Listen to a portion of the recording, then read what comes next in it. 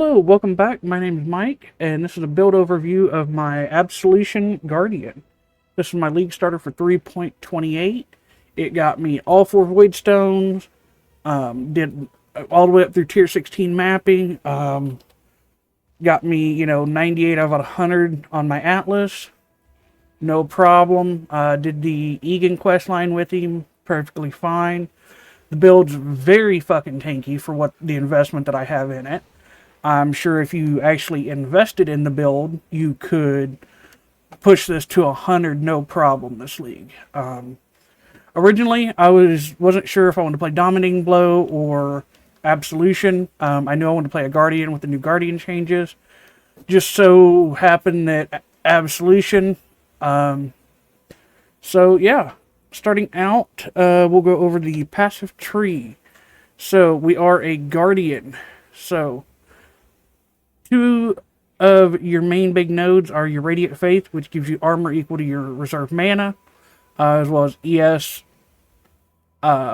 based on your mana. So we have a pretty decent mana pool. We actually have almost all of it reserved. The more you reserved, the more armor and ES you get.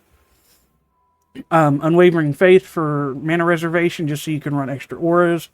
I'm running Automation, Tempest Shield, Zealotry, Determination, Vitality, and Flesh and Stone. Your other node is going to be Radiant Crusade. This gives you a Sentinel of Radiance. Basically, it's damage reduction. And then you will take Unwavering Crusade. This will give you little elemental relics, which is basically like a baby wrath, hatred, anger aura. Once you get into mapping and you get the character set up, you are going to want to do a Trial Master fight, and you're going to want to take Priest of Yalmak. This gives you reduced Val Soul gain prevention duration, less souls per values, and you have a chance to get your souls back whenever you use a Val skill. That's why, even though I'm sitting in my hideout, I have technically a Val Absolution that I can use. Your Val Absolution is about 90% of the damage on this build. When he's out, it just fucking clears and just wipes everything. When he's not out, you're screwed. That being said, one thing that I didn't like about this build that was kind of rough was uptime on your Absolutions. You definitely need to get quite a bit more resistances on them if you're going to play this build more. Because single targeted is kind of annoying to keep them up. So going with the passive tree, you're taking a lot of block and a lot of minion nodes. So going down through Templar Start, we're taking Grave Pact for Chaos Res. Minions have a chance to deal double damage. You're taking Sanctuary for the block chance. Coming up, you're going over to Enduring Bond. Heart and Soul, you're coming up here for all the mana nodes. Because remember, mana is armor and mana is ES. Minion nodes, spell block nodes, reservation nodes. I mean, it's pretty simple. We are a Divine Shield build, which we're never going to hit the marker on that because we're at 33,000 armor. We're never going to hit that much ES. That being said, we are 84% phys damage reduction, 77, 76, 77 res. I'm actually positive like 30 chaos res when my flask is up, and we are 80, 78 block capped. Coming down here again for more block nodes, and then up here for more block nodes. The main thing this build is just block. As a Guardian, you want to go block. Gear, nothing really special on this build. A Dawnbreaker, Bone Mold, not too fancy. The rest of it is just armor and life gear. Res where you need it. Not too bad. This wand is completely shit. You could make a better wand for probably 20C. And double the damage on this build. As far as gems go, it's pretty simple. You got Val Absolution. I mean, technically, you would want to use one of the new coins to get it supported by something. Sure. Spell Echo, minion damage, Fizz to Lightning, crit, crit strikes. Heavy crit, pretty simple. Other than that, it's just auras. Your specters carry on golem, put Feeding Frenzy on them with Elemental Army. And then, yeah, the rest of it's just auras. I'll kind of hover through there. As far as specters go, if you have 2 specters, take a Carnage Chieftain, Host Chieftain. If you get a third one, fucking Arena Master or whatever you want. I mean, just stack as much defensive or damage as you want. The build by itself handles itself very nicely, so you really don't have to go too deep into it. So, let's run it through a T16 real quick, just so you can see what the build is like. Alright. So, there's a couple ways to play this build.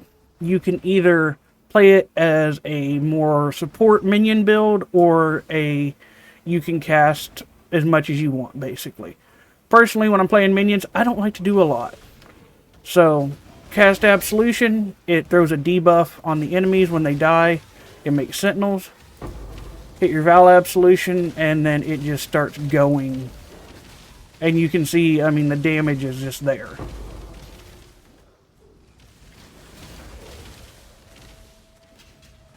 Oh, we did get a tear. That's cool. And you'll be able to see in the boss fight here, what I was talking about with the kind of the uptime in single target isn't great. I've tried using a Writhing Jar. The problem is your minions kill them. My minions kept killing them before I could. That was the annoying part. Because of the Trial Master Bloodline Ascendancy we have, you only have about 2 to 3 seconds worth of actual downtime on your Val Absolution, and most of the time, it's actually it's ready before the Sentinel's timer runs out. We'll hit this breach. And you can kind of just walk around. Really, you're gonna if you're actually gonna play this build for any decent amount of time, one thing I would highly suggest is a phasing flask, especially if you run Convocation on automation like I am, because as you can see, you get stuck on mobs a lot, and it is highly fucking annoying trying to walk around and walk through enemies. Throw some Arcanist brands up.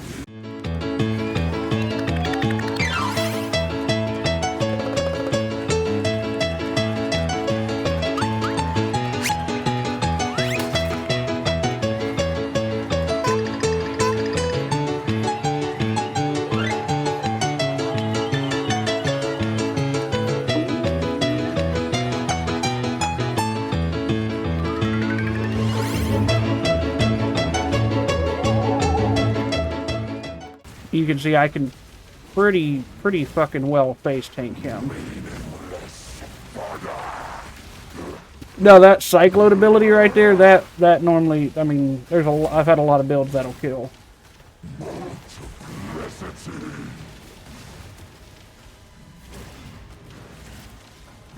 And there we go. So, yes, it took me, you know, a little bit of time to kill that boss, but no point in that fight did I think I was going to die. So.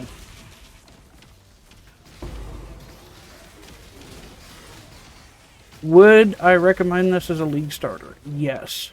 Would I recommend this as in-game? Probably. If you put forth the currency, yes, you could make this build very fucking strong.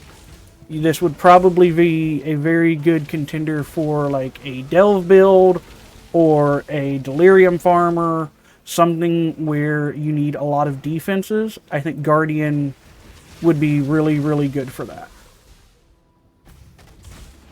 And you see, I can kind of just stand here and, I mean, nothing's gonna happen. They're gonna die before they kill me. So yeah, that's pretty much the build. If you have any questions, let me know. Like I said, if you're gonna play this build, invest in the gear, and no doubt in my mind could you take this build to 100 very easily. You're gonna have to get more damage and more single target. That's going to be your biggest thing. So yeah, here's a overview of the passive tree. And if you have any questions, let me know in the comments below. I've been Mike, and you have a great day.